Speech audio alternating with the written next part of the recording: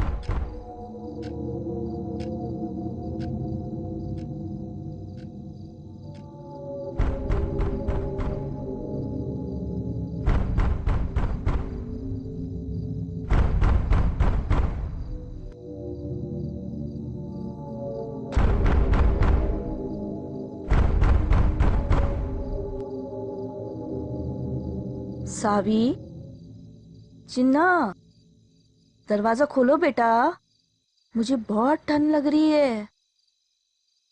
सावी, चिन्ना, दरवाजा खोलो बेटा।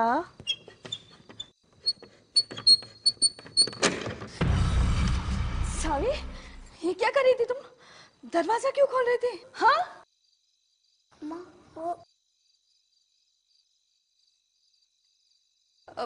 मैं दरवाजा बंद करती हूँ।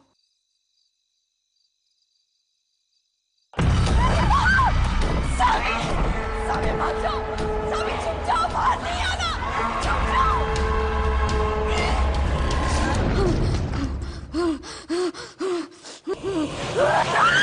अम्मा!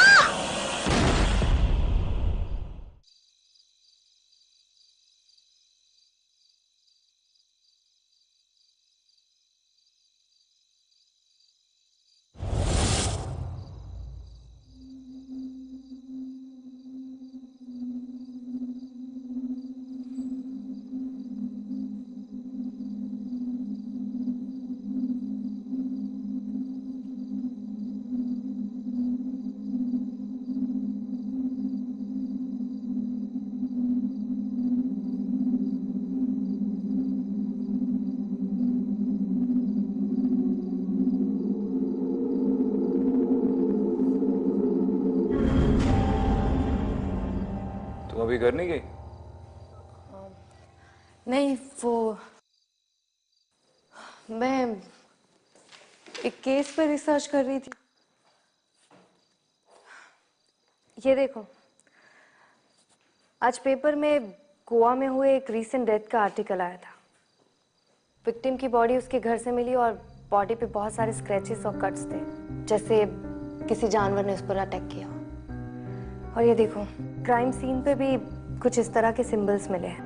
मैं हमारी फाइल से चेक कर रही थी, मुझे लगा शायद मर्डर घर के अंदर हुआ है और कोई फोर्स्ड एंट्री भी नहीं है।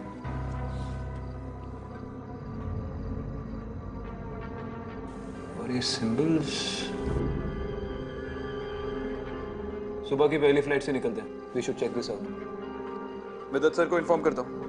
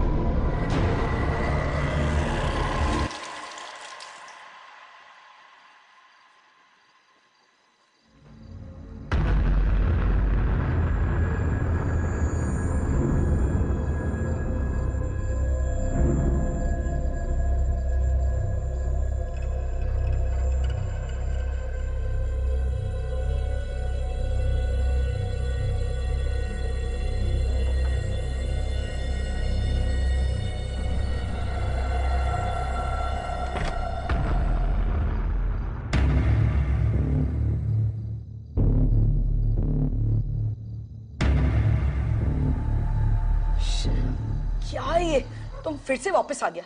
हम बोला था ना तुमको हमारे हाउस से दूर रहने का। तुमको थोड़ा भी शर्म नहीं आता है?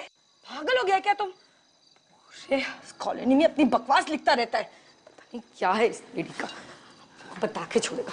अब देखता है तुमको कॉलोनी से कौन बचाता है। मुंह देखता है। रीमा रीमा क्या कर रहे हैं? देखो ये मिटाओ मत।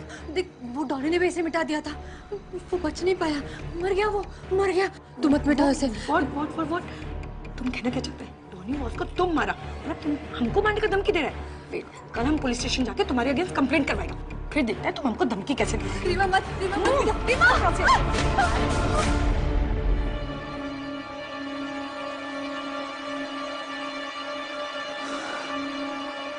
अच्छा हुआ मैड वुमन। टीना, तुम काय को खड़ा है? कल स्कूल जाना है ना? Go and sleep. गो बेटा। एंड यू वापस नहीं आने का हमारे घर।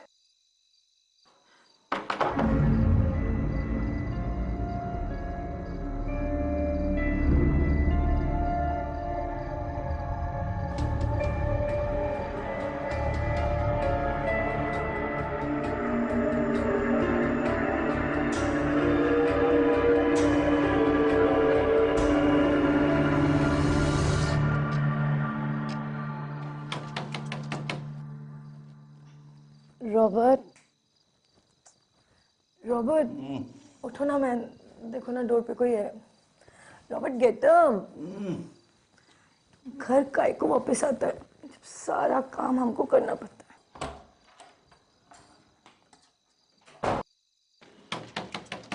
रीमा, कौन है? Who's there? रीमा मैं तुमसे बात करने आई हूँ। मुझे तुम्हें सॉरी बोलना है। प्लीज दरवाजा खोलो। फिर से वापस आ गया।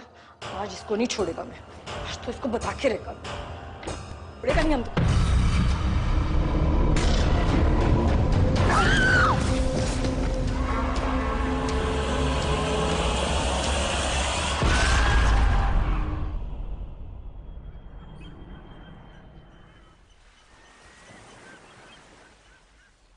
सर, ये रहे डोनीवास के क्राइम सीन के फोटोज।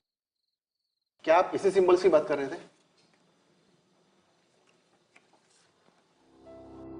विक्रांत, ये सिंबल्स तो बिल्कुल अलग है। ये सिंबल्स है ही नहीं, ये तो कुछ लिखा हुआ है, शायद साउथ के किसी लैंग्वेज में। सर, मैम, अच्छा वो आप दोनों यहाँ आ गए। ये केस बहुत ही अजीब हो गया है। जिस कॉलोनी में डोनीवास रहता था, कल रात को उसी कॉलोनी में एक औरत का मर्डर हो गया है और विक्टिम का नाम है रीमा कोरिया। रीमा और डॉनी के मर्डर के तरीके में कोई सिमिलैरिटीज हैं? जी सर, दोनों की बॉडी पे जो घाव है वो तकरीबन सेम ही है। और एक बात और सर, इन दोनों के मर्डर के कोई भी आई विटनेस नहीं। रीमा की ऑटोप्सी रिपोर्ट चल रही है और ये है डोनीवास की ऑटोप्सी रिपोर्ट। सर, हमारी टीम ने चेक किया है, ये जो घाव है वो ना ही किसी हथियार के हैं और ना ही किसी इंसान ने किए हैं। तो क्या किसी जानवर के निशान है? आर्टिकल में तो यही छपा था ना? नो मैम, एनिमल एक्सपर्ट ने भी कंफर्म किया है, ये किसी जानवर के भी नाखूनों के निशान नहीं है। ये कैसे हो सकता है? सर, यही तो इम्पॉसिबल है। अगर इम्पॉसिबल है तो ये पॉसिबल किसने किया? एक कॉलोनी में आधी रात को इतना दर्दनाक मर्डर और किसी को पता भी नहीं चला।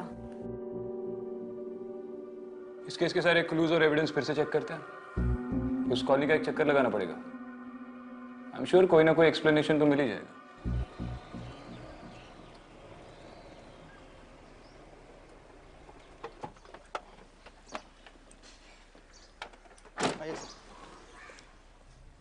यही है फर्स्ट विक्टिम डोनीवास का घर। उसका डेथ के बाद उसका पूरा फैमिली ये कंट्री छोड़ के चला गया है। कौन कौन थे उसकी फैमिली में? मैम, उसकी वाइफ कैरन और उसका बेटा गिलबर्ट। इस गिलबर्ट की उम्र क्या होगी? सर, ये कोई 6-7 इयर्स। और घर में कहीं से भी फोर्स एंट्री नहीं थी? No sir.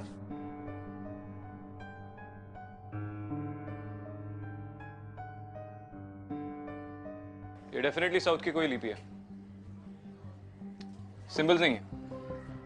और तुमने देखा हर घर के बाहर ऐसा ही कुछ लिखा हुआ है।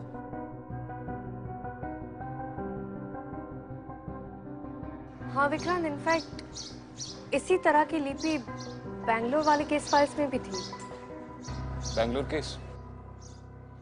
1919 के बैंगलोर मर्डर। उस वक्त भी क्राइम सीन पर इसी तरह की लिपि में कुछ लिखा मिला था। सर, और जितनी भी बॉडीज मिली उस पर क्लॉ मार्क्स थे, जैसे कि रीमा और डॉनी की बॉडी पर मिले। तो हो सकता है कि किलर ने फिर से अटैक करना शुरू कर दिया। Serial killings. सर यही है रीमा का घर।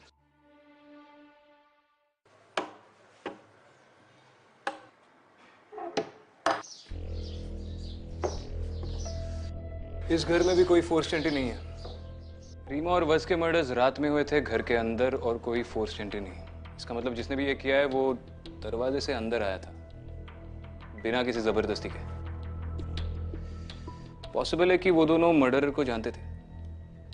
एक बार वो बैंगलोर वाला एंगल भी पता कर लेते हैं। एक काम करो, अगर इस सोसाइटी में और आसपास के सारे लोगों से पूछताछ करके पता लगा लो कि 1990 के करीब इनमें से कोई बैंगलोर में था या नहीं। शायद उससे कोई लीड मिले। जी सर। सर बैंगलोर कहाँ सर? अब मिसेस राव को रेड हैंडेड पकड़ो सर और जेल में डालो सर। लेकिन अब ऐसा क्यों कह रहे हैं मिस्टर कोरिया? पूरी बात बताइए। Sir actually my wife Reema और मिसेस राव को है ना कल झगड़ा हुआ था। My wife told me sir, और I am very sure sir उसी ने मारा मेरी वाइफ को सर। ये मिसेस राव रहती कहाँ है? यही मैडम, यही है उसका घर।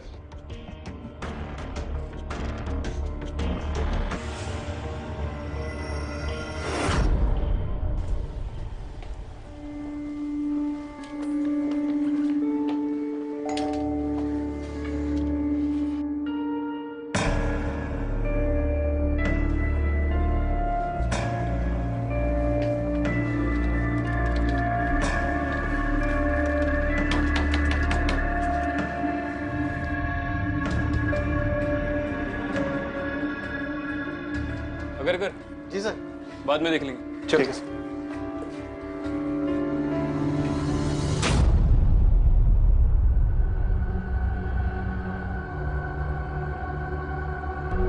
अदिति,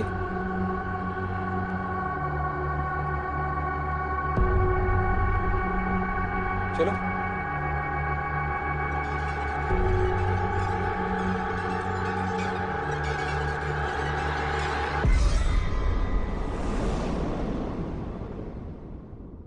दरवाजा क्यों खोल रहे थे? मैंने मना किया था ना, दोबारा मत करना।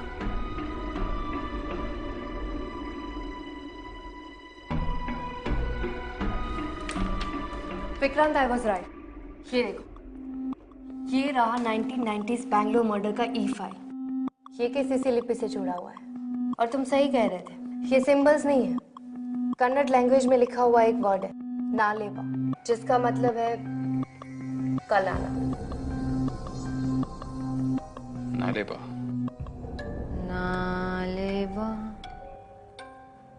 नालेबा, नालेबा, नालेबा, नालेबा। 1993 के मर्डर्स के बाद बैंगलोर के लोग अपने घर के बाहर दरवाजे पे ये नालेबा लिखने लगे। उनको लगता था कि ऐसा करने से वो लोग बच जाएंगे, उनकी मौत टल सकती है। तो बैंगलोर के मर्डर्स का हमारे केस के साथ कनेक्शन है। एक और बात, बैंगलोर विक्टिम में से एक औरत शुभ लक्ष्मी पे हुए अटैक को उसकी बेटी ने देखा था।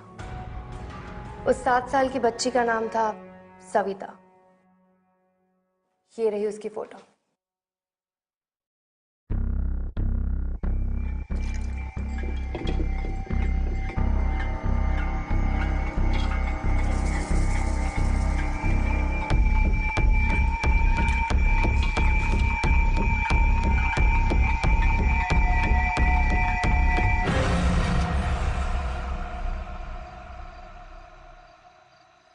ठीक है, चलो बाद में बात करता हूँ।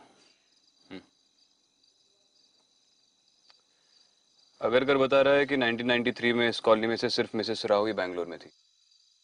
शादी के पहले इसका नाम सविता आचार्य था। यही शुभ लक्ष्मी आचार्य की बेटी है।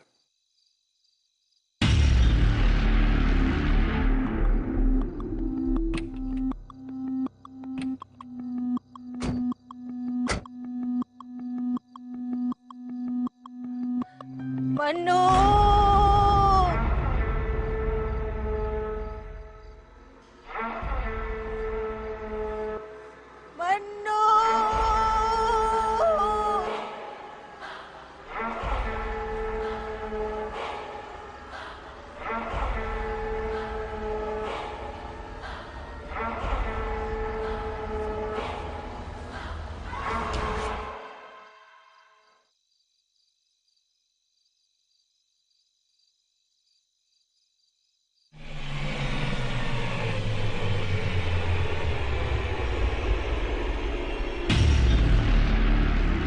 नालेबा ने तो दिमाग खराब कर दिया यार।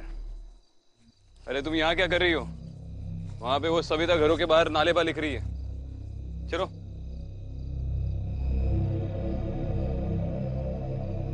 क्या हुआ? किसे ढूंढ रही हो? विक्रांत, अभी यहाँ पर एक औरत खड़ी थी, यहीं पर थी वो, एकदम बिल्कुल मेरे सामने थी मतलब कहाँ गई? वही तो, अचानक से कहाँ चली गई? वहम होगा तुम्हारा। चलो।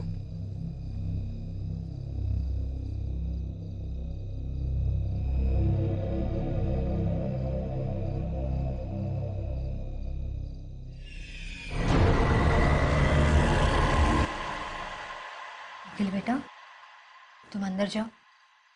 देखो, डरो मत, मैं हूं ना, मैं तुम्हें कुछ नहीं होने दूंगी। मैं उसे तुम्हें कुछ करने ही नहीं दूंगी। जाओ, अंदर जाओ।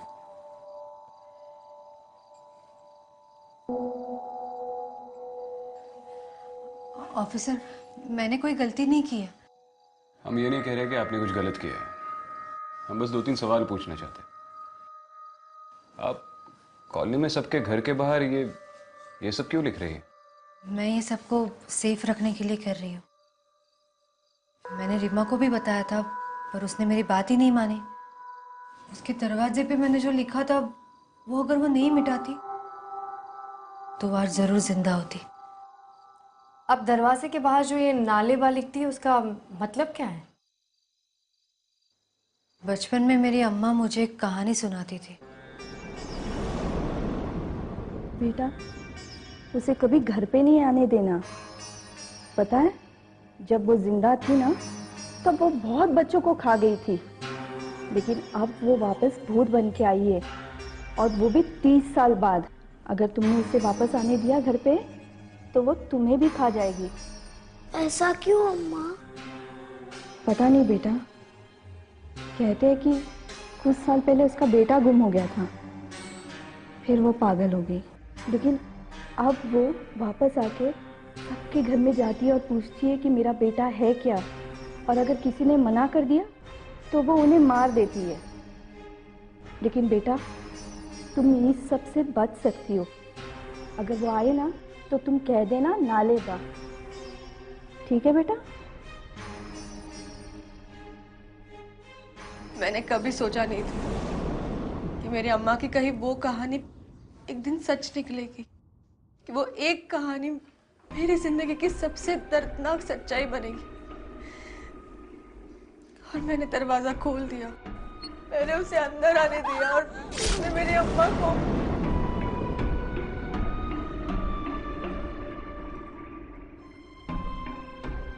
सॉरी सविता, पर क्या आप हमें बता सकती है, जिस दिन आपकी माँ पर अटैक हुआ था, तब आपने उस औरत को देखा था? क्या वो लाल कपड़े पहने हुए थे?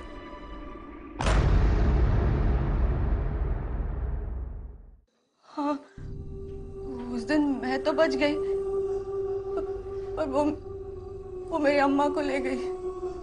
उसके बाद मेरे पापा ने मुझे वहां से दूर भेज दिया, पहले मुंबई, फिर यहाँ। पूरी जिंदगी मैं बस उसके डर में जीती रही, और अब वो वापस आ गई है। हर रात मुझे उसकी आवाज सुनाई देती है। वो यहाँ दरवाजे के बाहर मेरा इंतजार करती है। मैं अगर दरवाजे के बाहर नालेबा ना लिखूं ना, तो मुझे जिंदा नहीं छोड़ेगी, मार डालेगी मुझे। इसलिए मैं। सविता, अगर वो आपको मारना चाहती है, तो फिर आपके पड़ोसियों पर क्यों हमले हो रहे? पता नहीं, पर उस वक्त भी ऐसे ही हुआ था। उसने सिर्फ मेरी अम्मा पर हमला नहीं किया था, बाकी कई लोगों पे किया था, छोटे बच्चों पे भी किया था। तभी मेरे अप्पा ने सबको बताया कि अगर हम घर के बाहर नालेबा लिखेंगे तो वो हमें तकलीफ नहीं पहुंचाएगी, वो हमें नहीं मारेगी। सबने वैसे ही किया, सबने अपने घर के बाहर नालेबा लिखा, और फिर वो हमें तकलीफ देना उसने बंद कर दिया। वो हादसे भी बंद हो गए। तो दरअसल रीमा की जान बचाने के लिए आप उसके घर के बाहर ये सब लिख रही थी? हाँ,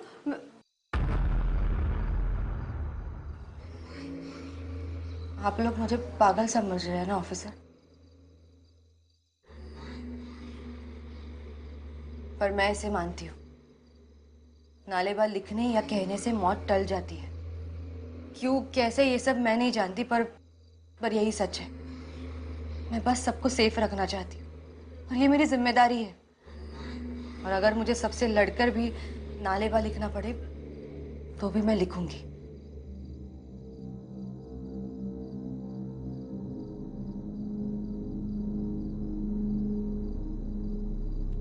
लेकिन आपके अप्पा को कैसे पता चला कि नालेबा लिखने से आप बच सकती हैं? पता नहीं, मैंने कभी उनसे पूछा नहीं, उन्होंने भी बताया नहीं। एक और बात सविता, इस कॉलोनी में कोई मन्नू नाम का रहता है? मन्नू? नहीं, इस नाम का तो यहाँ कोई नहीं रहता।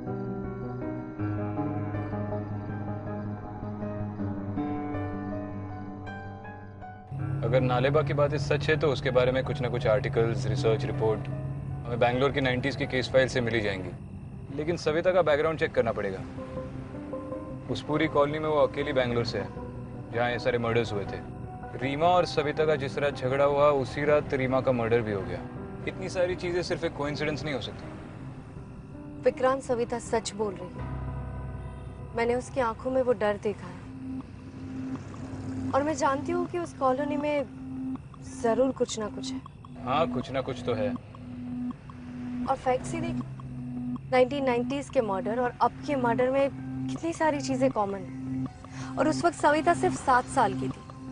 इतनी छोटी बच्ची और serial killing, it's highly unlikely. और वो दोनों लोग जो मारे गए थे, रीमा और डॉनी, सिर्फ उन दोनों के डोर से ही वो राइटिंग साफ की गई है। और वो राइटिंग्स भी सविता ने लिखी थी।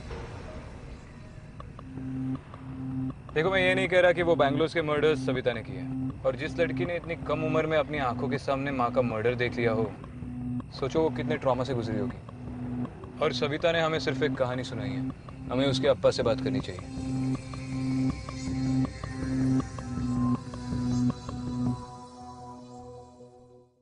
ये देखो विक्रांत, 1963 में मन्नू नाम के लड़के की मिसिंग रिपोर्ट है और रिपोर्ट उसकी माँ लाली ने वहां के जमींदार के खिलाफ लिखवाई। That's it? और कोई इन्फॉर्मेशन तो है नहीं? बच्चा मिला या नहीं, या फिर फैमिली से रिलेटेड कोई इन्फॉर्मेशन? आई थिंक हमें बैंगलोर से 1963 से लेके 1993 तक की मन्नू, लाली और जमींदार से रिलेटेड फाइल्स मंगवानी चाहिए। मंगवा लो।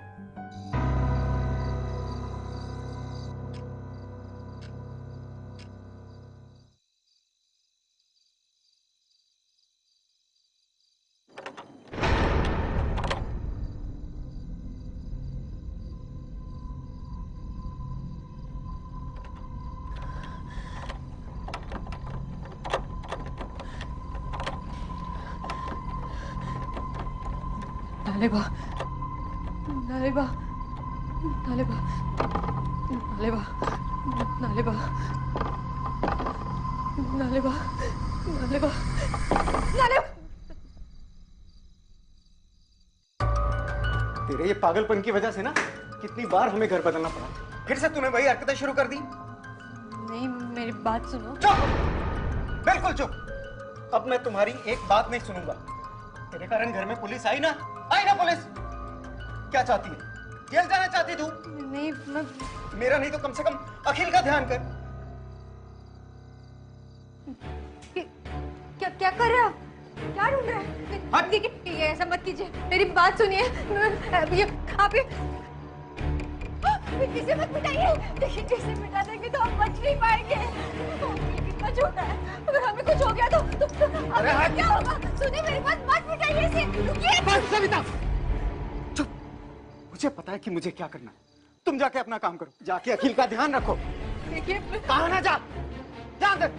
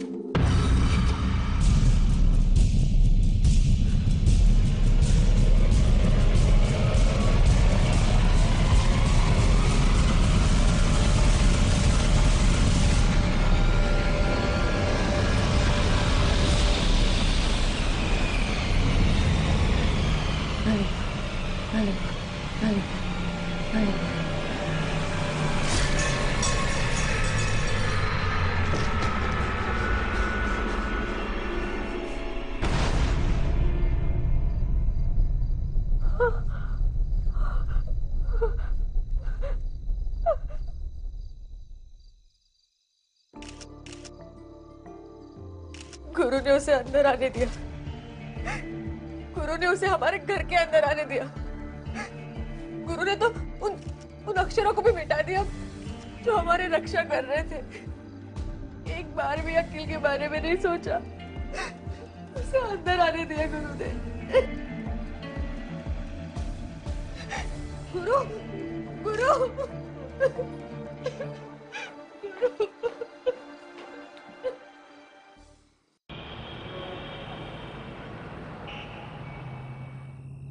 अब तुम भी मानते हो ना कि सविता बेकसूर है? देखो, इतनी जल्दी किसी कंक्लूजन पे नहीं पहुंचते। कॉलोनी में सबने स्टेटमेंट दिया है कि सविता और गुरु का रोज झगड़ा होता था और कल रात का झगड़ा तो बहुत देर तक चला। तो तुम्हें लगता है कि सविता ने उसके हस्बैंड पर अटैक किया? पर वो तो कमरे के अंदर बंद थी। लेकिन अब तक उन्हीं लोगों पर अटैक हुआ है जिनका सविता के साथ झगड़ा हुआ था। और डॉनी? तुम्हें कैसे पता कि डॉनी के साथ उसका झगड़ा नहीं हुआ था? शायद उस बात का किसी को पता ना चला। और तुम्हें सच में लगता है कि अपनी दरवाजे की दीवार से नालेबा हटाने की वजह से इन लोगों की मौत हुई है? आई नो ये अजीब है, पर पिछले कुछ महीनों में हमने ऐसी बहुत सारी चीजें देखी है जो समझ से परे है। तो हो सकता है कि सविता की... देखो अदिति, मैं मानता हूँ कि पिछले कुछ महीनों में हमने काफी अजीब चीजें देखी है, लेकिन हम हर केस को शुरू से इस नजरिए से नहीं देख सकते। दुनिया में नॉर्मल क्राइम्स, नॉर्मल क्रिमिनल्स भी होते हैं।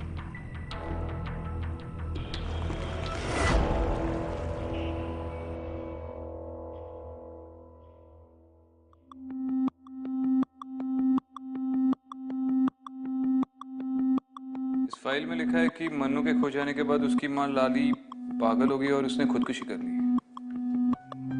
उसकी फोटो है।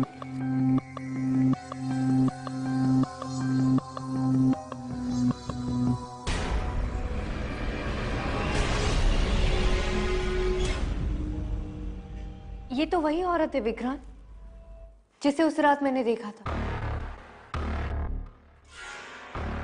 और ये देखो, इसमें लिखा है कि 1993 में सविता की मां के साथ उसकी 2 कजिन्स की भी डेथ हुई थी। सविता तीसरी बच्ची थी जो अटैक के बाद भी बच गई। बाकी के सारे विक्टिम्स भी उसी एरिया के हैं जहां सविता की फैमिली रहती थी। तो हो सकता है कि वो सविता को ढूंढते हुए वापस आई। तो क्या 25 सालों से छुट्टी पे थी?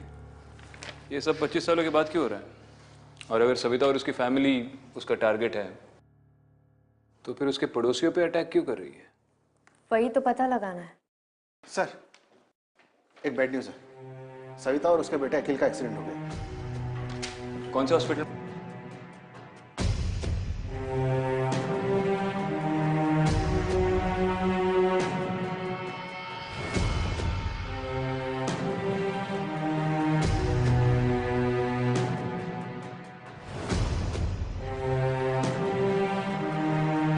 इस एरिया में एक्सीडेंट हुआ है, मुझे उसके डिटेल्स चाहिए।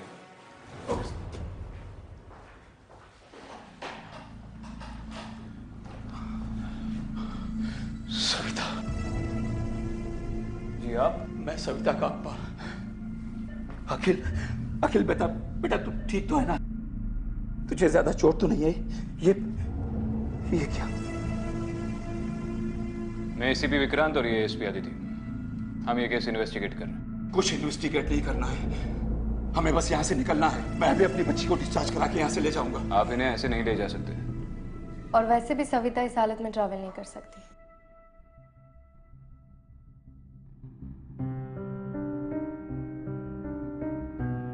मुझे यहाँ बहुत पहले आ जाना चाहिए था। सविता ने तो मुझे गुरु के बारे में भी कुछ नहीं बताया। वो तो पुलिस स्टेशन से फोन आया तब मुझे पता चला। सविता और अखिल को अगर कुछ हो गया तो मैं जी नहीं पाऊंगा। मुझे उन दोनों को यहाँ से दूर ले जाना होगा। दूर जाने से कुछ नहीं होगा मिस्टर राजा, ये आपको भी मालूम है। अगर कुछ होता तो सविता के इतने बार घर बदलने से प्रॉब्लम ही सॉल्व हो जाती। देखिए, इन अटैक्स को रोकने के लिए यहीं रुककर उसका सामना करना होगा। एंड आई एम श्योर आप इसमें हमारी मदद कर सकते हैं। क्या करना होगा मुझे? आप किसी मन्नू को जानते हैं? उसकी माँ का नाम लाली। मुझे हमेशा से ही लगता था कि लाली वापस आएगी, पर मैं किससे कहता? कौन विश्वास करता है इन सब बातों पर? मुझे डर था कि वो अपने बेटे को ढूंढते हुए जरूर आएगी। मन्नू के साथ जो हुआ बहुत बुरा हुआ। काश मैंने उस वक्त कुछ किया होता तो आज मेरी बेटी की जिंदगी और उसका परिवार बच जाता। मिस्टर आचार्य, प्लीज हमें पूरी बात बताइए। मन्नू के साथ हुआ क्या था? मन्नू अपने पिता की उधारी चुकाने के लिए हमारे घर पर काम किया करता था। मेरे अप्पा बहुत क्रूर थे। मन्नू 7 साल का था। अप्पा घर का सारा काम उससे करवाते थे। बीमार पड़ गया बच्चा। मन्नू की माँ मन्नू को ले जाने के लिए रोज हमारे घर आती थी, पर मेरे अप्पा कोई ना कोई बहाना बनाकर उसे रोज भेज दिया करते थे, ये कह के कि कल आना। मन्नू की माँ ने मन्नू को बचाने के लिए बहुत से लोगों से मदद मांगी, लेकिन अप्पा के डर से किसी ने मन्नू को बचाने की कोशिश नहीं की। और एक दिन अचानक मन्नू गायब हो गया। मन्नू, मन्नू, मन्नू! फिर मन्नू को भी मिला ही नहीं? नहीं, पर मेरे अप्पा के आखिरी दिनों में मैंने उन्हें खेत के पास वाली झील के बारे में बोलकर रोते हुए सुना। तब मुझे यकीन हो गया कि मेरे अप्पा ने मन्नू को, उसकी मां बिल्कुल पागलों जैसी हो गई थी। लोगों के घरों पर दस्तक देकर अपने बेटे को ढूंढा करती थी और लोग उससे कहते कि कल आना। नालेबा, फिर एक दिन पता चला कि लाली ने खुदकुशी कर ली, लेकिन मरते हुए वो ये कह गई, किसी को जिंदा नहीं छोड़ूंगी, सबका खून बहाऊंगी, किसी के बच्चे को नहीं छोड़ूंगी। उसके बाद से मेरे परिवार के, पड़ोस के बच्चे और फिर सविता की मां की मौत।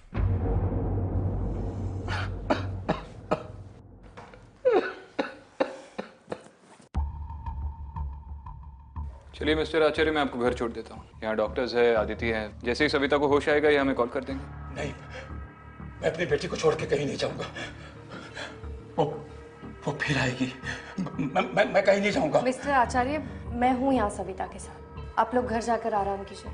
वैसे भी अखिल बच्चा है, यहाँ उसका हॉस्पिटल में रहना ठीक नहीं।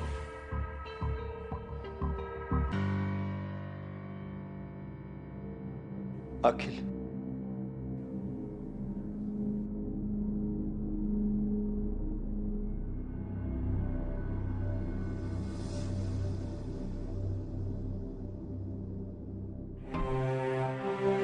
सही, आप क्या कर रहे हैं? आप वहां पे लिख नहीं सकते? नर्स,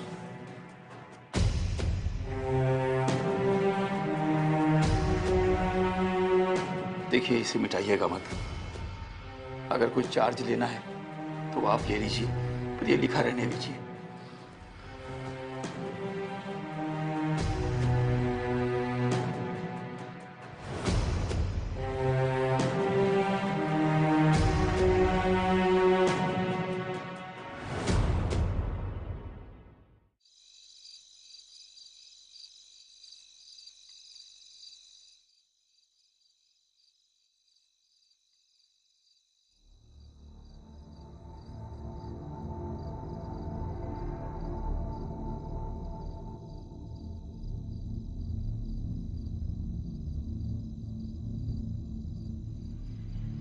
हाँ आदिति, इन केस फाइल्स में से एक केस मन्नू से मैच कर रहा है। इसके सारे डिटेल्स सविता के अप्पा के वर्जन से मिलते हैं। 1963 में मन्नू के गायब होने के कुछ 10 दिन बाद जमींदार आचार्य के घर के नज़दीक बहती झील में से एक 6-7 साल के बच्चे की बॉडी मिली थी। जब ये बॉडी मिली थी तब तक मन्नू की माँ लाली ने आत्महत्या कर ली थी और बच्चे की बॉडी पहचानने या उसे क्लेम करने कोई भी सामने नहीं आया।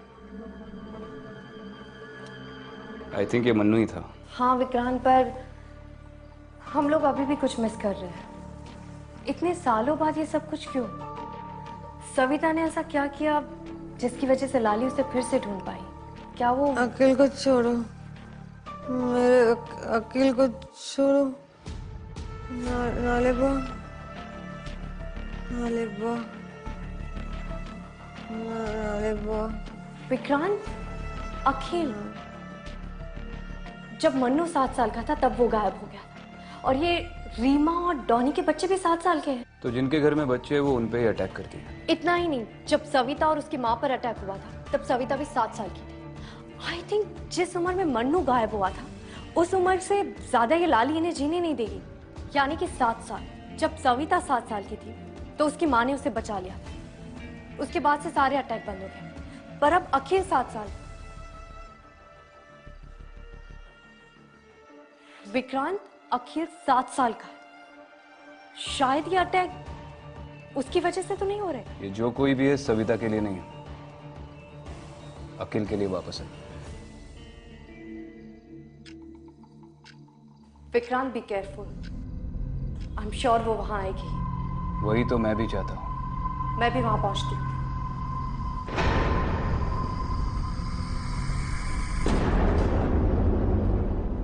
कहाँ है मेरा अकिल?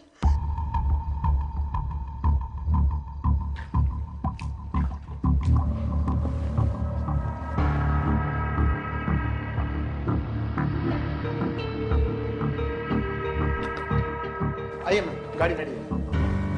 आराम से, आराम से।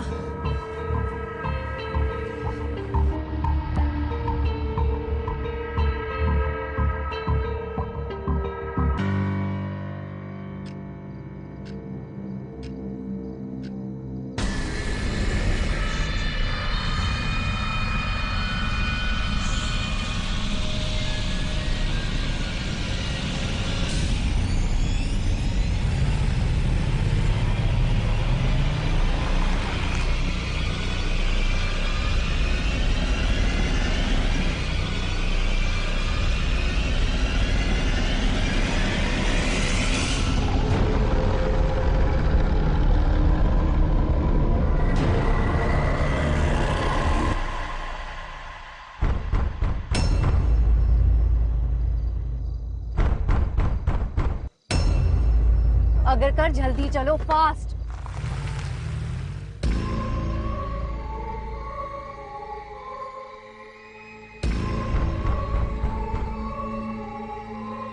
अखिल,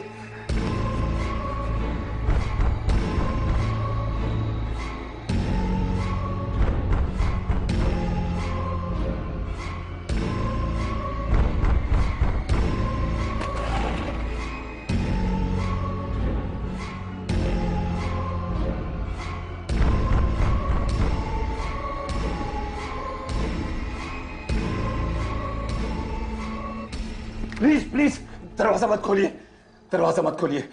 अगर वो अंदर आ गई तो हम सब मारे जाएंगे। वैसे भी कौन से जिंदा है आप? आज तो ये प्रॉब्लम खत्म ही करनी पड़ेगी। देखिए ये गलती गुरु ने की थी, प्लीज आप बात समझ नहीं रहे हैं। मेरी चिंता भले ही मत कीजिए, अखिल का सोचिए। क्या हुआ? मैम गाड़ी बंद पड़ गई।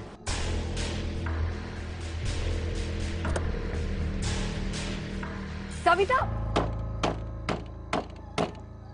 चिन्ना, मुझे अंदर आने दे, बहुत ठंड लग रही है बेटा। दरवाजा खोल। चिन्ना। अम्मा, अम्मा। अनु, अनु, अनु, अनु, अनु,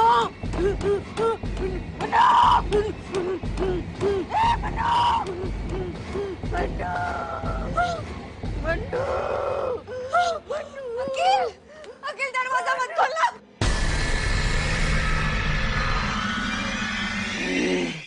अखिल दरवाजा मत खोलो। रुक जाओ लाली।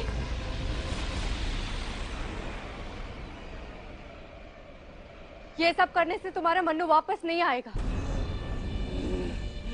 तुम्हारा मन्नू दूसरी दुनिया में जा चुका है।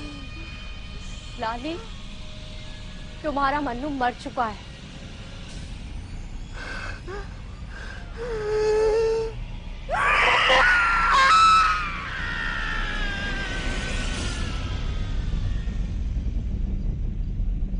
सविता, सविता, सविता तुम ठीक हो? ठीक हो सविता? अंकिल, विक्रांत इसे जल्दी से हॉस्पिटल ले जाओ। अंकिल, सविता, अंकिल, सविता, मैंने इस बार अखिल की जान बचा ली, और अगर वो वापस आती है तो मेरे अखिल को बचा लेना। सविता, मेरे अखिल को बचा लेना। सविता, सविता।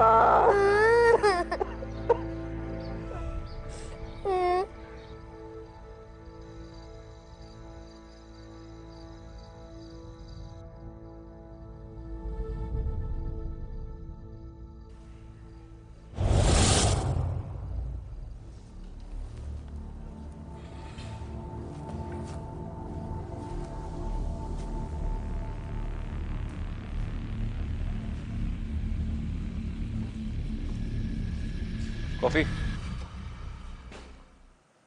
क्या सोच रही हो?